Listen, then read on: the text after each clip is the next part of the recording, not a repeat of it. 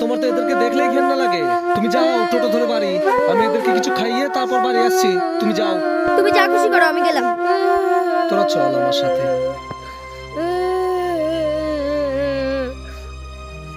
চলো, ওই তো চলে এসছি। তোরা দুই ভাই বোন মিলে পেট পুরে ইচ্ছে মতো খাবার খেয়ে নিবি।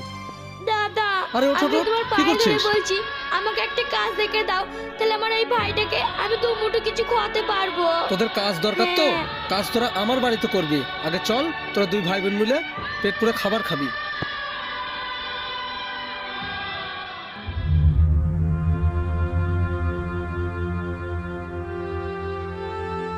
শোন, তোরা আমার বাড়িতেই থাকবি আর আমার বাড়িতেই কাজ করবি, তোদের কোনো চিন্তা করতে হবে না। চল।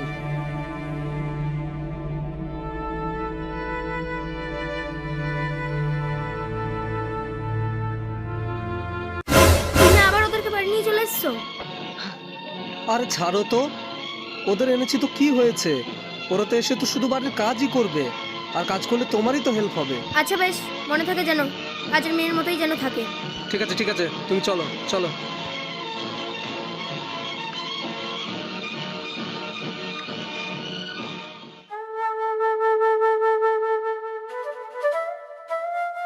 এ শোন,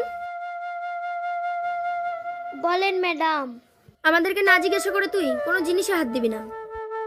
বেশ, আর হ্যাঁ, আমাদের জন্য 2 কাপ চা করে নিয়ে আয়। ঠিক আছে।